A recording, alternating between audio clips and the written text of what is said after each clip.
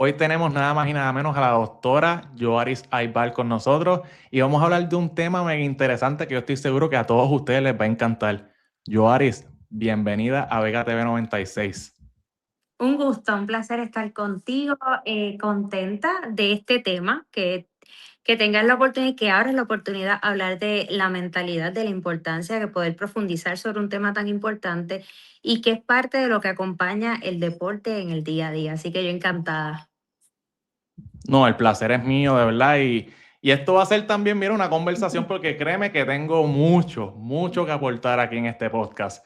Pero antes que nada, Yoaris, te quiero preguntar, ¿verdad? ¿Cómo fue que te enamoraste de la psicología? Pues mira, wow, yo creo que desde la high school ya yo sabía que la psicología era lo que me quería dedicar. Yo creo que tenía mucha curiosidad por entender la mente, por entender a los seres humanos, por entender mucho las conexiones. Me llamaba mucho la atención y observaba mucho a mis pares cómo mantenían, cómo construían sus conexiones y eso para mí era bien interesante. Adicional que yo creo que yo fui atleta por mucho, bueno, por toda mi vida hasta la universidad y yo creo que el deporte te da también la oportunidad de exponerte a un montón de experiencias y sobre todo internas y externas. Así que en el deporte uno va desarrollando, ¿verdad? Distintas herramientas, asimilando, asumiendo retos, desafíos. Y yo creo que también el deporte de alguna manera me creó esa curiosidad por también entender los procesos, las emociones. Así que yo te diría que viene de eso, de la curiosidad por entender la mente humana, cómo funcionamos, cómo nos relacionamos, cómo nos sanamos. Y desde esa curiosidad, siendo atleta, siendo hija de un atleta que también fue entrenador de béisbol, coach de béisbol, creo que todo tiene que ver y todo se alineó para poder conectar con ese interés sobre la mente humana, que para mí es maravillosa y entenderla también nos da la posibilidad de un montón de cosas. Yo, Aris, te pregunto, tú siempre, ¿verdad? Ya que dices que desde siempre sabías, desde high school, básicamente sabías que la psicología era tu pasión. ¿Ya tú sabías que ibas a estar trabajando con atletas o no importaba qué rama de la psicología ibas a trabajar? Simplemente era salud mental para ti. Pues en ese momento no tenía idea que iba a trabajar con atletas, aunque sí era una atleta tomando la decisión de estudiar psicología, sí lo veía más desde la curiosidad general por las relaciones y por entender las emociones. En el camino sí fui diciendo, yo voy a trabajar como que me interesa lo que tiene que ver con los atletas y también me interesa con lo que tiene que ver con las relaciones, ya sea de parejas, laborales, el de amistades, esa curiosidad por cómo se relacionan los demás, que también tiene que ver con el deporte, pero un principio era la curiosidad en general por esa mente humana. Y yo creo que luego es que voy haciendo, ¿verdad?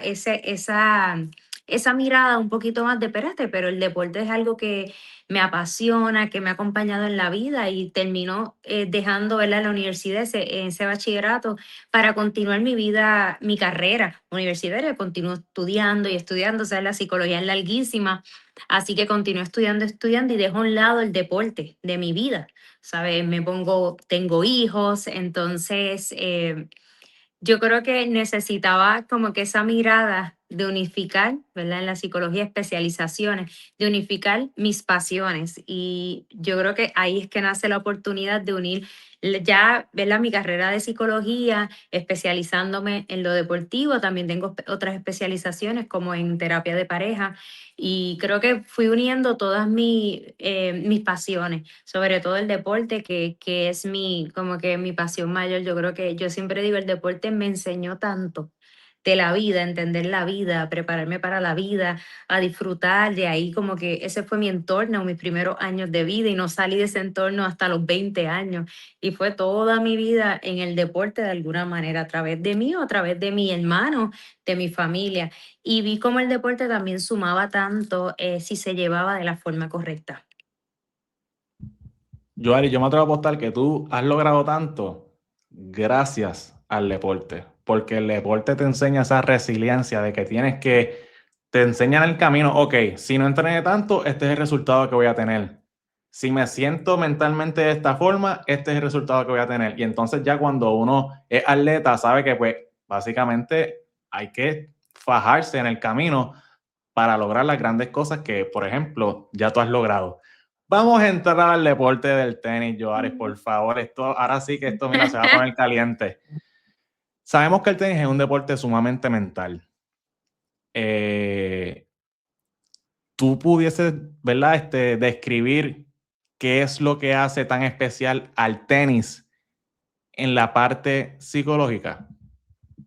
Mira, el tenis, tras que es un deporte individual, es un deporte que que te expone a desarrollar cosas te reta a lo que es la paciencia. El tiempo que tú estás, te voy a dar un ejemplo, un deporte que es atletismo 100 metros. Tú sabes que eso va a ocurrir en unos segundos.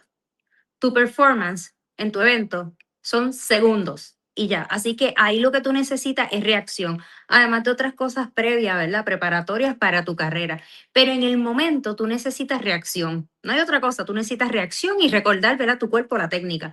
Sin embargo, el tenis es tan interesante porque el tenis trae consigo, y no es que el atletismo no lo sea, eso es otra historia, ¿verdad? También cada deporte trae sus retos y desafíos. Pero hablando del tenis directamente, el tenis tiene unas realidades bien distintas y te expone a lo que es la toma de decisión constante. Tú tienes que estar en esa cancha tomando decisiones constantemente, no solamente recordando lo que tu cuerpo sabe hacer, sino es que tú tienes que estar consciente, tú tienes que estar desde ese hiperfoco, desde esa toma de decisión, desde ese afrontar los desafíos que llegan. Una de las cosas que más a mí me interesa ver es cuando llega, por ejemplo, el tiebreak. Cuando tú ves un tiebreak, tú dices, esto es mental. Aquí olvídate de las habilidades y del talento. Esto es totalmente mental. Y hay una jugadora, ¿verdad? Que a mí me encanta muchísimo. Yo digo que ella es la reina del tiebreak. Arina Zabalenka. Y entonces, Claro, claro. como a mí me encanta. Yo digo, ella aquí entra un componente tan mental que las demás, tú puedes entrar, yo digo, tú puedes entrar al tiebreak ya ganando. Y eso es mental, es cómo tú te asumes, cómo tú te presentas, cómo tú llegas, cómo tú entras al tiebreak. Y a ella le pasa mucho. Ella llega ya donde las demás pueden pensar, ella lo va a ganar. Y tiene que ver con tantos elementos mentales de seguridad, de confianza, de aguante, de resistencia. El tiebreak es mucha resistencia. Y obviamente también hay que pensar que hay un cambio de dinámica distinta a cada game, ¿verdad? Un cambio total de dinámica, un cambio total de elementos. Así que el tenis te trae consigo distintos elementos que tú tienes que estar enfrentando y afrontando constantemente, donde tú entras en ese desafío interno que tú tienes que tomar decisiones, aguantar. Y a esto le añadimos que hay otras cosas externas, como de repente cómo está el clima, de repente, sabes que hay torneos que ese sol no ayuda en lo absoluto. Entonces está la parte física agotada. Pero imagínate cómo nosotros tenemos un tanque de energía. Y ese tanque de energía, ¿verdad? Todo atleta, depende de su deporte, ese tanque de energía tiene que estar atento o atenta a que esté balanceado, que no se agote ya de repente en el primer set, dando un ejemplo directamente de tenis, porque te tiene que dar para el otro. Entonces, ese estar tan consciente de lo que se necesita, porque no es entrar solamente a demostrar tus habilidades, estamos hablando de un juego que te exige no solamente ser habilidoso, talentoso, te exige otros recursos para tenerlos presentes, saberlos utilizar. Por eso yo digo que el tenis, ¿verdad? Que para mí es un deporte hermoso, pero es un deporte de mucha exigencia y carga mental, de mucha. Yo no sé si tuviste la oportunidad de, hace poco, de Carlos Alcaraz tuvo yo creo que lleva como 2 torneos teniendo como struggles en el desempeño, en el rendimiento. Y hubo uno de esos torneos que, si no me equivoco, estoy tratando de recordar exactamente cuál fue. em, no fue el último que ganó Sinner, ¿verdad? Pero fue uno de los torneos, yo creo que fue el anterior que también lo ganó Sinner, si no me equivoco. Indian Wells tuvo que Que haber sido, sí, en sí, en California. India West, sí, que creo que él se molestó, ¿verdad? Y tuvo un momento de donde él estaba como, ¿sabes? No estaba en sí, no podía seguir allí. Estaba muy agotado mentalmente, no le estaban saliendo las cosas. ¿Y por qué traigo este ejemplo? Y es porque a veces pensamos que talento, el ranking, ya te va a asegurar un torneo, te va a asegurar mantenerte en un lugar. Y el tenis es tan interesante, o el deporte, que nada está tan seguro como parece. Tú tienes que regresar a probarte. No es como que el primer lugar es tuyo y ya, para siempre, ¿no? En el deporte nada es seguro. Lo más seguro que tú tienes es cómo tú te entrenas, cuál es tu plan, cuál es tu estrategia, pero fuera de eso hay muchos elementos que tú no controlas. Y me llama la atención y traigo en perspectiva esto que pasó en los últimos 2 torneos que, ¿sabes? Hay muchísimos ejemplos, pero traigo el de Carlito Alcaraz, ¿verdad? Porque para la gente que nos vean, pues puede ser, ¿verdad? Un referente que todo el mundo conozca. Pero Carlito Alcaraz demostró, uno, que el primer lugar no es seguro para siempre. Dos, que los atletas son humanos y son vulnerables y que no todos los días tú vas a llegar con el tanque de la misma manera, que no todos los días la estrategia te va a funcionar de la misma manera y que no todos los días, aun siendo bien talentoso y habilidoso, y si miramos únicamente por talento y habilidad, tú dices, ah, pues él más, pero que hay otros elementos que deben también estar presentes para poder competir y que el resultado sea ganar. Y que en el deporte uno tiene que llegar con la posibilidad de lo que puede ocurrir. Lo que uno le toca hacer es qué yo necesito hacer para rendir de la manera que yo quiero. Y es el plan. Yo me enfoco, yo le digo a los atletas, enfócate en el plan. ¿Cuál es tu plan? Y todos los días que tú vas a tener algún evento, si es atletismo, si vas a competir, cualquier deporte, ya sea individual o un deporte colectivo, tu foco debe ser entender que cada día tú llegas a competir y que tienes que demostrar esas herramientas, pero también que los atletas son humanos, que para mí eso es bien importante porque el atleta está por tanto tiempo entrenándose que llega un momento que pareciera ser un sistema y el atleta es un humano.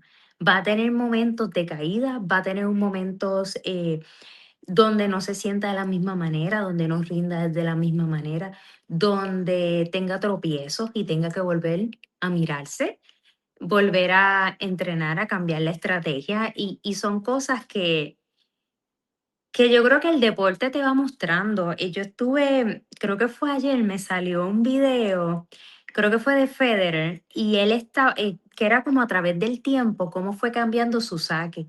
Y aunque eso es algo, ¿verdad?, muy técnico, para mí es bien interesante porque tú te das cuenta cómo el tiempo también te va cambiando la personalidad del atleta y la madurez y la toma de decisión y lo complejo que es mantenerse a través del tiempo. Y esto también es un aspecto totalmente mental.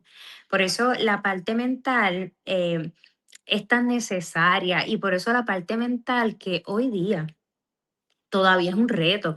Y aunque sí hay mayor apertura, pero sigue siendo como esta conversación no terminada y este espacio que todavía sigue abierto a que cuando se va a ver como parte fundamental del deporte, no como una opción, no como algo opcional, no cuando algo cuando estoy en crisis, sino como parte del entorno del deporte, parte fundamental.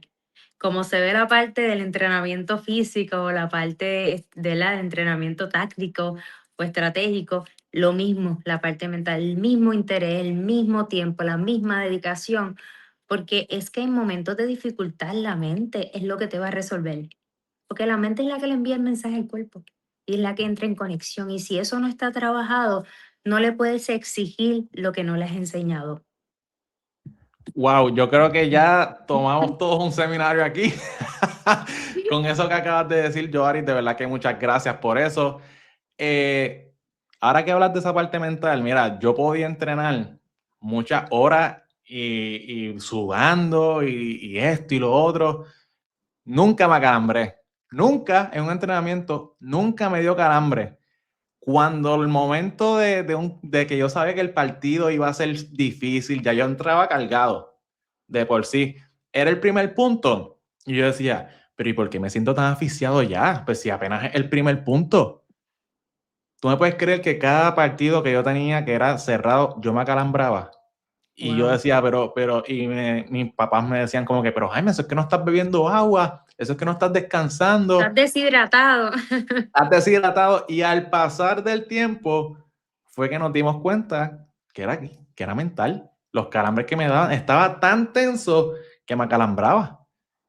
Sí. Mano, y oye, siempre, ¿verdad? Y mis papás ahí fueron súper responsables. Mi entrenador siempre me buscaba psicólogos deportivos, me enseñaban rutinas, pero pues en aquel entonces no podían como que, pero por qué Jaime se acalambra tanto si él entrena tan fuerte y esto y lo otro? Pero simplemente eran los nervios que me traicionaban. Ahora mencionaste algo bien importante, Joari. Yo diría que todo lo que dijiste es fundamental, pero sabemos que el tenis es un deporte de muchas rutinas. ¿Qué rutinas tú le recomendarías a esos tenistas o a esos atletas, verdad? Mentalmente antes y después de un partido. Mira, antes de un partido, una de las herramientas mentales que debe acompañar a un tenista es el autodiálogo. El autodiálogo es fundamental. O sea, y más que el tenista pasa mucho tiempo consigo solo en cancha tomando decisiones. Así que el autodiálogo, o sea, la capacidad de hablarte, el cómo te hablas, qué tan consciente eres al hablarte, es bien importante. Pero un autodiálogo, o sea, hablar desde la intención y desde la conciencia. No es simplemente decir yo puedo. O sea, porque a veces nos hablan de una manera bien simbólica, bien superficial, no. Desarrollar el autodiálogo requiere de una rutina, o sea, tienes que practicar lo que tú quieres ver en el juego. Y sobre todo, que el juego, algo que dijiste, que esto yo creo que es bien importante mencionarlo, y es una de las mayores preocupaciones que llegan de padres de atletas, y es que mi hijo no rinde igual en el juego que en la práctica, ¿verdad? Cuando él ejecuta en la práctica, le va fenomenal. Todo lo hace increíble, está listo, pero de repente en el juego no pasa lo mismo. Claramente, jamás va a ser lo mismo una práctica a un juego, porque el juego trae otras presiones externas que no se viven en una práctica necesariamente. Así que cuando yo hablo de ser consistente en entrenar, la mente es llevarlo a esa conciencia, ese ritual como parte de tu día a día. Me explico, el autodiálogo debe ser esta herramienta que se refuerza constantemente y no se puede esperar a un juego. Hay que ponerla en práctica desde el entrenamiento. Esto es una herramienta que te la tienes que llevar. Otra de las cosas yo creo que todo atleta tiene que hacer su kit emocional y su ritual mental, no únicamente físico. El atleta tiene su calentamiento, depende del deporte, su calentamiento se puede dividir, ¿verdad? Pero el atleta, ¿verdad? El tenista tiene su calentamiento y dentro de su calentamiento también debe tener uno mental, debe tener un ritual mental consciente. Por ejemplo, el gancho mental es uno de los acompañantes fundamentales de un tenista, un atleta. ¿Para qué sirve el gancho? Cuando el atleta necesita entrar en modo activación, que es tu momento ideal para empezar a ejecutar.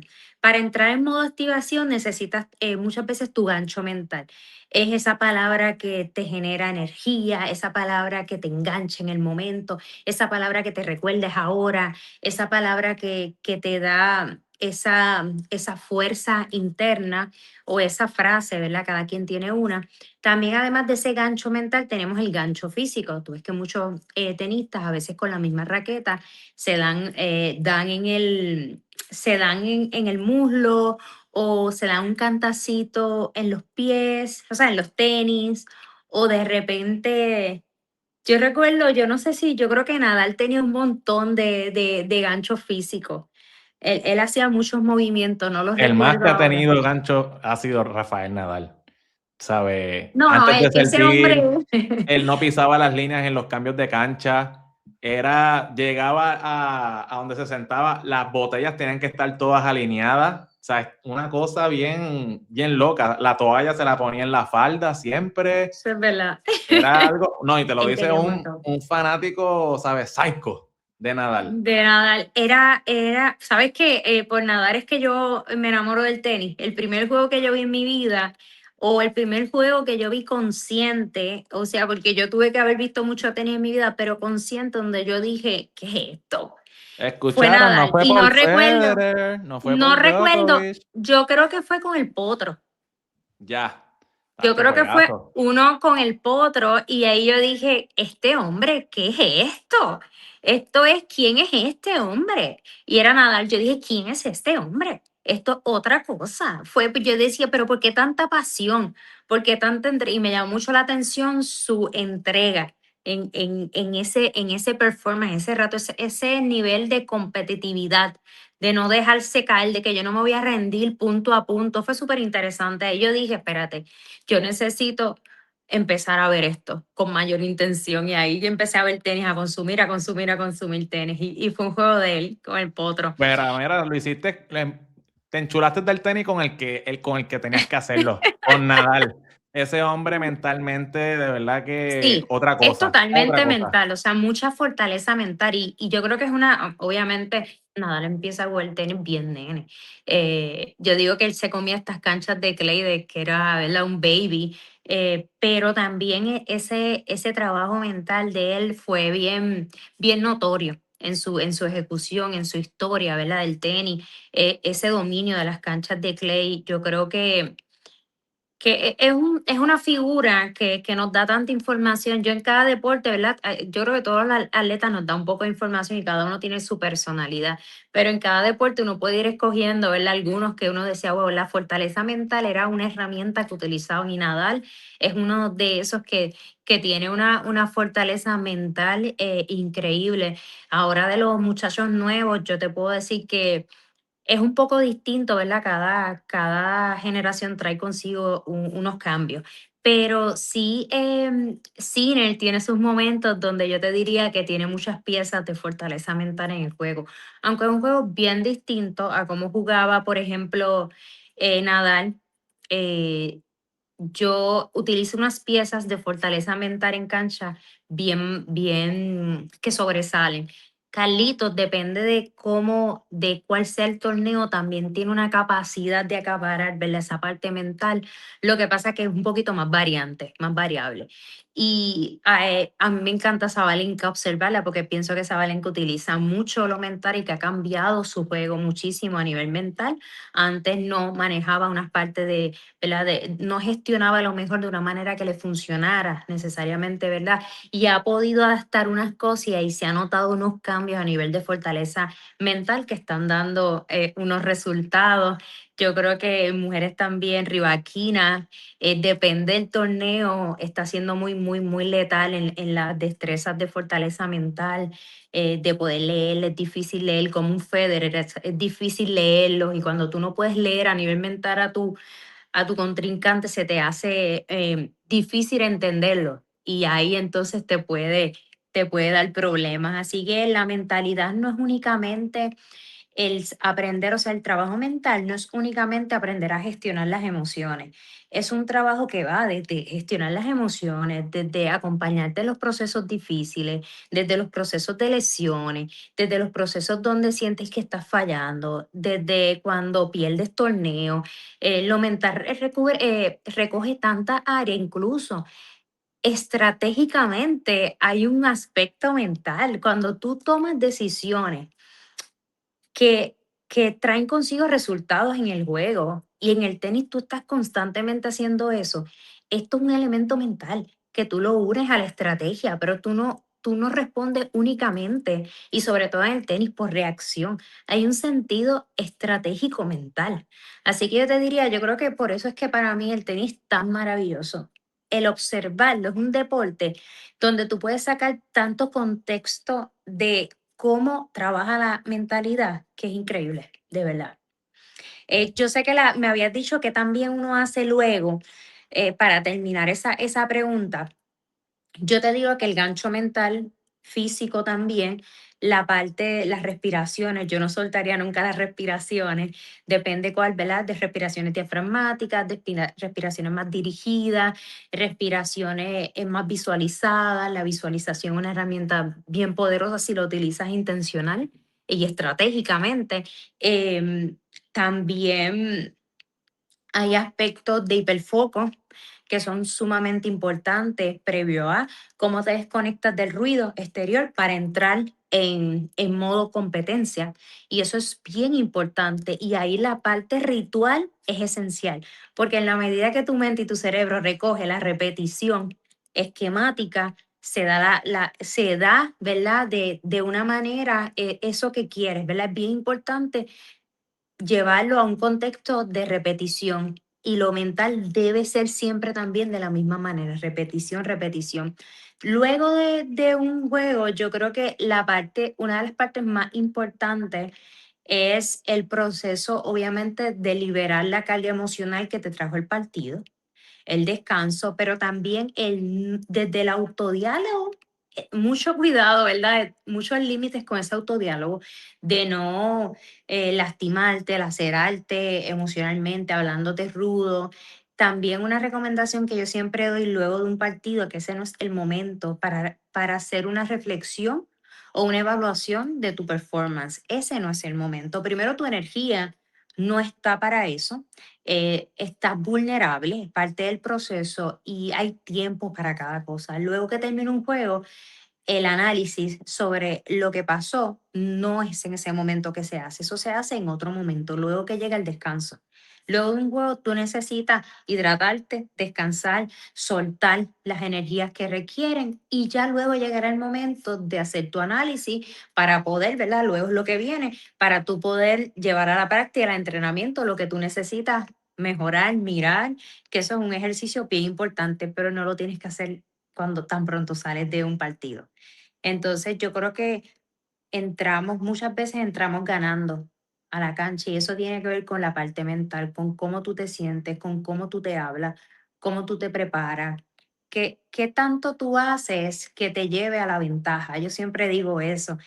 Llega un momento que el talento no resuelve todo, te lleva hasta un lugar, pero lo que tú haces más allá, lo que tú haces diferente es lo que muchas veces rinde unos frutos distintos y te lleva unos resultados, ¿verdad? Distintos que al final de cuentas nosotros no controlamos, el atleta no controla los resultados, el atleta trabaja para lograr unas metas, unos objetivos y un plan, y de ahí nos lleva a resultados. Súper, Joaris. Diste en el clavo, dijiste algo de, ¿verdad? En la cuestión de las generaciones que son bien marcadas y pues sabemos que pues ahora hay una nueva generación.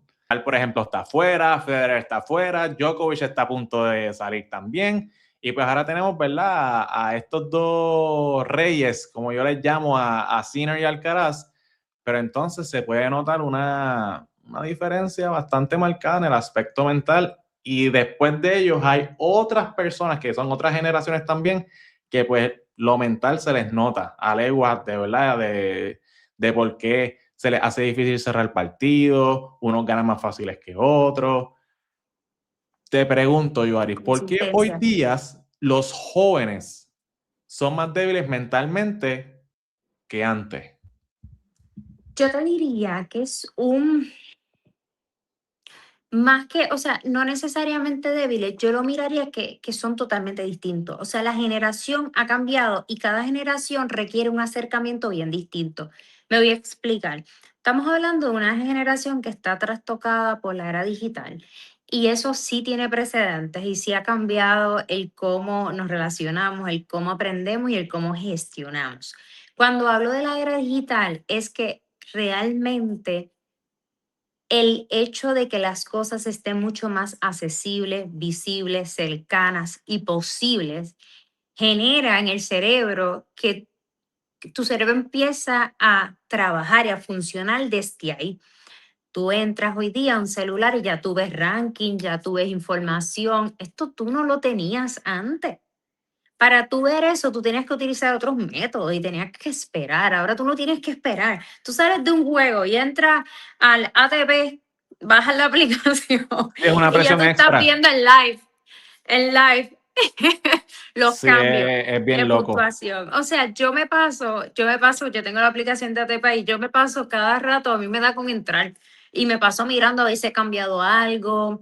En la WTA también me paso viendo a ver si ha cambiado algo. O sea, así de rápido y así de preciso y tan alcanzable tenemos la información y así vivimos. En otros tiempos, para tú saber quiénes eran los mejores que estaban en ranking, los mejores que estaban jugando, tú tienes que esperar, enterarte porque te lo decían, porque sacaron algún artículo, porque lo entrevistaron. Hoy día no. Tú es a segundo de eso. ¿Qué pasa? Que el nivel de comparación es mucho más alto que antes. Y ahora el asunto es que antes tú decías, bueno, yo me comparo con el que juega en contra mí. Ya yo sé que de mi región que es el mejor. ¿Sabes cuál es el problema ahora? Que ya tú no solamente te comparas con el de tu región, tú te comparas con el del mundo, porque ya tú estás en un celular viendo como su estilo, viendo qué auspiciador lo tiene, viendo quién habla de él o de ella. Entonces, la presión mediática, la presión externa, la presión social en el atleta hoy día se siente mucho más y es distinta porque es muy cercana. Entonces, eso es una realidad que enfrentan los atletas de hoy que los persigue. Y aunque digan que no, los persigue. Es una Oye, realidad. y yo, Entonces, Ari, algo que yo también pensaba, perdona que te interrumpa, pero este tema me parece bien interesante. Ahora que dices eso, como que la mente se me expandió un poquito. Y ahora con la inteligencia artificial, Google, tú buscas algo y lo tienes súper rápido. Yo nací en los 90, así que yo básicamente tuve lo mejor de los dos mundos. Yo cuando tenía 9, 10 años, eso era en bicicleta todo el día, tenía que tocarle la puerta a mis amiguitos para salir. Ya cuando estaba en escuela superior, pues hay que viene que sí, las redes sociales y todo eso.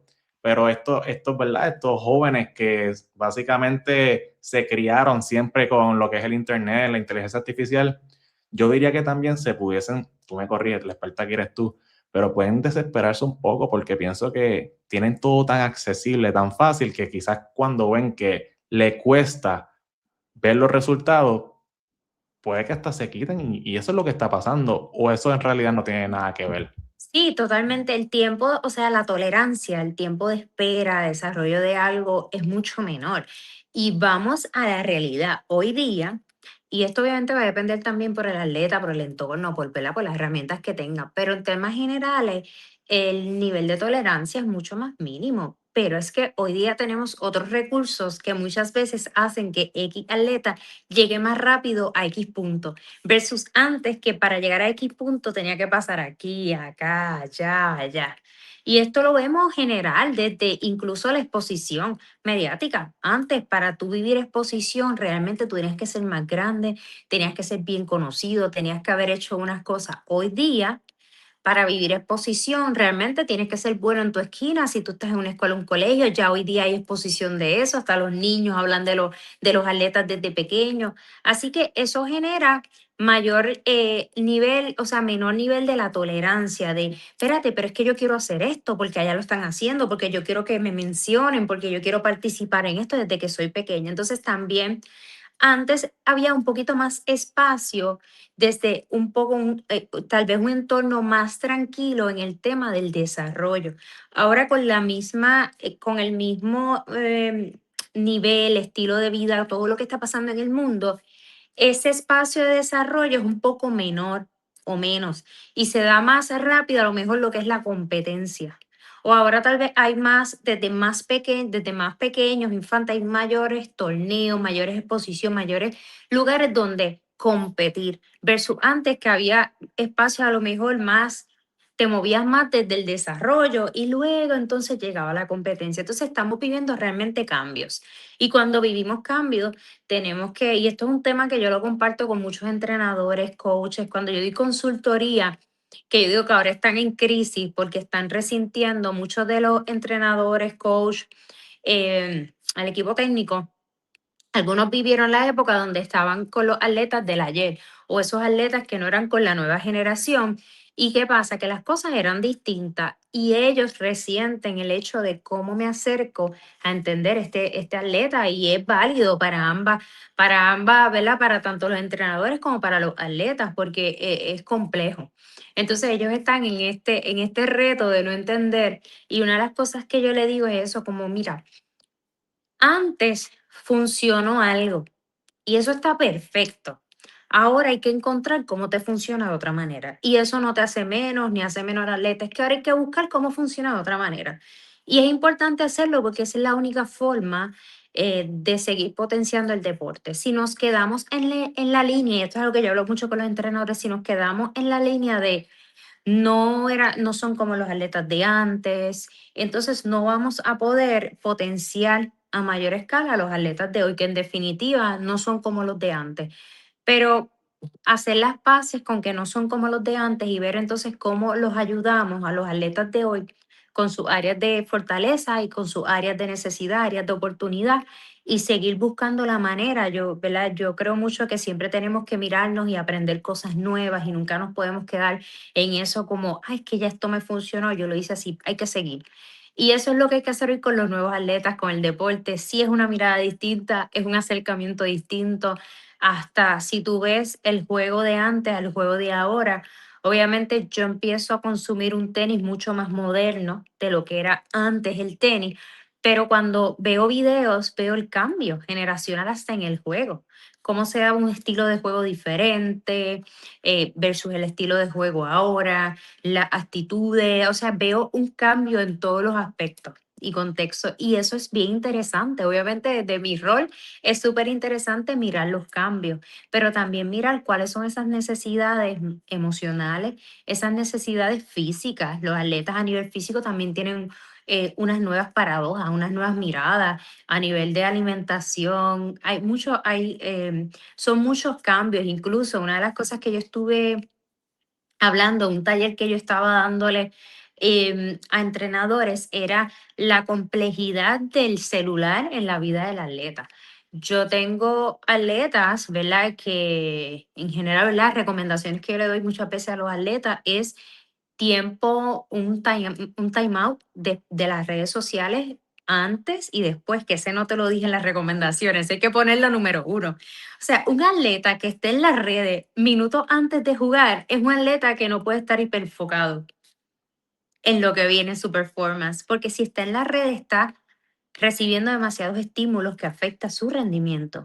Y esto es un tema y una realidad. Qué Igualmente un atleta que interesante. termina su juego y lo primero que va es a ver lo que escriben. Mira, en las redes sociales pueden ser muy duros con los atletas y a veces no siempre vas a encontrar cosas positivas y muchas veces vas a encontrar cosas que son duras y que son injustas y aquellos que o que hemos sido atletas o que acompañamos atletas de alguna manera, entendemos que es bien complejo siempre rendir a un mismo nivel. Y si tú ves, a mí me pasa cuando hay un torneo, algún torneo de tenis, que estoy mirando, yo digo, déjame ver en las páginas de tenis, yo las sigo casi todas, déjame ver los comentarios para hacer el ejercicio. Y yo veo los insultos a los tenistas porque no hicieron lo que esperé, lo que esperaban. Yo siempre digo, Dios mío, yo espero que ellos no vean todas estas cosas, porque también están lidiando con que te eliminaste, con tantas cosas, y estar viendo que hay gente que no te conoce, que te está insultando y te está diciendo que te retires por algo que no pasó, es fuerte. O sea, es fuerte y eso está ahí. Tú abres el celular y si tú no tienes ese cuidado, tú entras y tú consumes eso. Y eso también tiene que ver con salud mental, con autocuidado, con tener tu plan. Y todo esto es mental, un plan de minutos antes, cuándo me despego del celular, qué no consumo.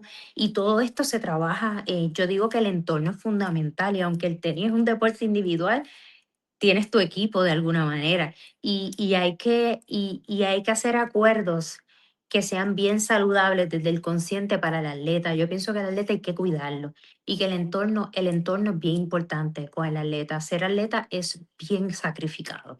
Yo de verdad que admiro a todos los atletas, sé que no es fácil ser atleta, cada uno tiene sus historias, sus duelos, que no son nada sencillos ni nada cómodos de llevar muchas veces, por ese mismo miedo al que el mundo no me va a entender. La gente me va a juzgar, la gente me va a señalar, la gente va a minimizar lo que yo siento. Y eso puede ser bien difícil para un atleta.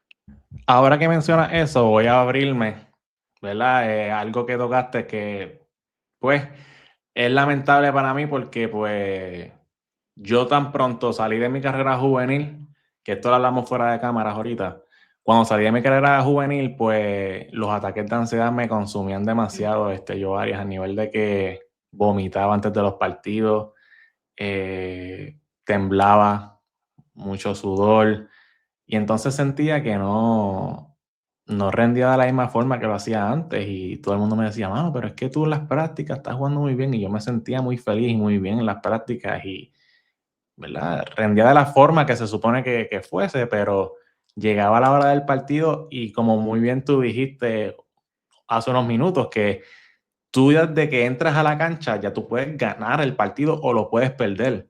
Ya yo perdí el partido. Si yo te estoy contando, vamos a suponer que yo soy ahora mismo, ¿verdad? Tu paciente. ¿Qué consejo tú me darías a mí, verdad? Yo no compito, pero ¿qué Ujú. consejo me darías? Mira, a cualquier atleta, la primera recomendación que yo siempre le doy a los atletas, o lo que yo le digo, ¿verdad?, a toda la gente que está cerca de un atleta, primero es que se den la oportunidad de incluir, ¿verdad?, el trabajo mental como parte de su entrenamiento completo. Eso es lo primordial y lo primero. Y que muchas veces los atletas, que aquí, qué bueno que me dices lo de paciente porque quiero explicar algo. Dentro del mundo del atleta, el deporte, una de las cosas que utilizamos desde la psicología deportiva es verlo como atletas. Para que ellos no entiendan, los atletas muchas veces que es como que, ay, pues voy a terapia y ya. En ocasiones van a necesitar, ¿verdad?, de una terapia por otros procesos de su vida. Pero cuando yo digo hacerlo parte, me refiero a que entiendan que el entrenamiento mental debe estar ahí todo el tiempo. Hay momentos donde lo que está viviendo el atleta requiere de una intervención terapéutica, que es otra cosa. ¿Y qué pasa? Que en esos momentos hay que hacer, ¿verdad?, una evaluación, qué está pasando, por ejemplo, en ataques de pánico, si es la experiencia, cuánto tiempo, desde hace cuánto tiempo lo estás experimentando, cuándo se repiten, en qué momento, qué identificas que te lo detona. Son tantas cosas en ese recogido, ¿verdad?, de información a cualquier atleta que pudiera pasar por esta experiencia, porque a veces esto es más común de lo que creemos, pero como se silencia y muchos atletas no hablan muchas veces de su proceso, de su historia, ¿verdad? Porque es algo a lo mejor muy personal o es algo que no se atreven a decirlo, no se atreven a contarlo. Al atleta se le pide tanto que sea fuerte, que se mantenga. El deporte te lleva a eso, a mantenerte en un nivel, a sostener, que a veces muchas veces se confunde la fortaleza con que no se puede ser. O sea, se piensa que si yo reconozco que necesito ayuda, soy débil. Si yo reconozco que me está pasando algo, le doy atención a lo que me estoy pasando, soy débil. Y como el atleta todo el tiempo tiene que estar en modo competencia, pues a veces el mensaje no se lleva de la mejor manera y por eso es tan importante la parte mental, porque ser fuerte no significa tener fortaleza mental, no significa no ser vulnerable.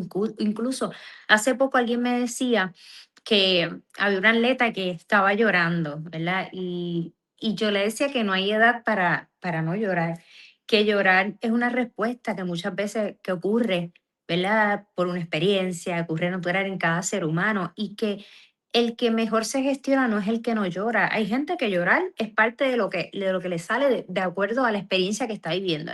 Hay otros que no necesariamente eso se presenta otra cosa, pero no necesariamente el no llorar es que eres más fuerte. O sea, hay gente que se autogestiona desde ahí, pero puede regresar, pero puede resolver, pero puede autogestionar. Entonces, hay que tener cuidado con poner etiquetas a los procesos y a las personas y sobre todo a los atletas. Las experiencias son muy individuales y los recursos que tenemos son un montón. Lo importante es saber a consciente cuál yo voy a utilizar y qué yo estoy viviendo, porque hay momentos que yo necesito entrenar la mente para ganar un juego y hay momentos que yo necesito una pausa para trabajar a profundidad a nivel de terapia, algo que yo estoy experimentando y poder trabajarlo y poder estar en la mejor forma posible para yo poder regresar. Y que esto pasó con la gimnasta, ay Dios mío, esta muchacha que es como una de las que abre esta, yo digo, esta caja de Pandora, una de las mejores gimnastas.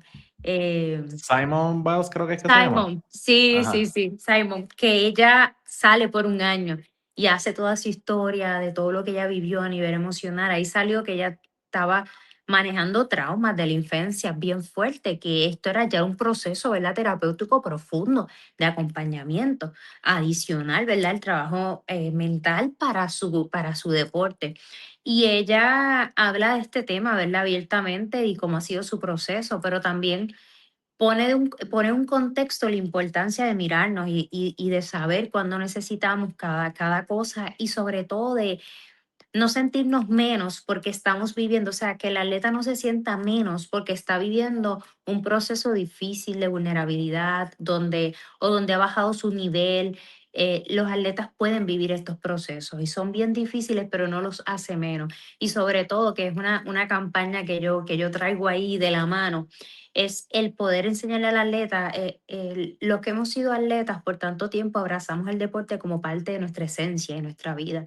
Y para mí es bien importante poder aprender a diferenciar que nuestra identidad no es únicamente el deporte que hacemos, que somos más, que somos valiosos. O sea, que si nosotros salimos un atleta sale de su evento o sale de su competencia, ganó, perdió, no lo hace menos persona, ni menos capaz, ni menos exitoso necesariamente, porque hasta el éxito es bastante subjetivo. Y a veces desde lo social, en el deporte, se ha promovido un discurso que se puede entender porque el deporte, y más a nivel de la competitivo y élite, pues obviamente todo el mundo está buscando ganar, ni modo que te diga la gente, ah, estoy buscando pasar el rato. Pero a lo que voy es que si todo el mundo está buscando ganar, créeme que es imposible que todos ganen. Y ya eso te dice una respuesta, imposible que todos ganen. Entonces, todo el mundo vale menos porque ganó solo uno. No. Entonces hay que repensar y recordarle a la gente y sobre todo yo digo a los fans, al alrededor, al entorno, que ese atleta vale igual y que ese atleta, ¿verdad? Si depende, hay que cuidarlo porque está expuesto a tanta presión constante que puede entender que su capacidad o su valor como persona está atado a su rendimiento y no es así, porque ¿qué pasa cuando el atleta se retira o llega al retiro, ¿verdad? O se tiene que retirar por obligación? Hay tantas realidades. Yo he tenido atletas que por lesión, ¿verdad? Han tenido que estar fuera, otros atletas que se retiran por otros motivos, ¿sí? ¿Verdad? Y hasta la psicología deportiva está aquí. Yo digo que los procesos de retiro son duelos y los atletas merecen estar acompañados en ese proceso. Incluso uno de los temas que yo estoy trayendo acá es cuando un atleta no hace un clasificatorio, depende del deporte, se elimina un torneo, no es escogido en una selección, lo sacan de un equipo de repente, todos esos procesos deberían darse en acompañamiento emocional, mental. Y para eso está la psicología deportiva y debería verse así. Wow, Joari, gracias por eso, de verdad. Súper. Gracias a ti. Mira, quisiera, ¿verdad?, hacerte una preguntita más, pero fuera de lo que es el deporte, si me lo permite, y es, ¿cómo podemos curar los traumas familiares? Hmm, ese es un tema bien importante. Y yo creo que es un tema que trastoca a la mayoría de seres humanos. Primero porque vamos a ponerlo así, la familia es un sistema, ¿verdad? Un ecosistema. Y cada personita es un sistema dentro de ese ecosistema o ese macrosistema, ¿verdad? Y cada familia depende, ¿verdad? Qué tipo de familia pueden ser microsistemas en la familia completa, que es un macrosistema. Entonces, cada una de esas personas, ¿verdad? Va desarrollando su personalidad, su forma, su toma de decisión, lo que quiere hacer en la vida, sus límites, sus acuerdos, su manera de ver el mundo, y todo eso está en constante encuentro.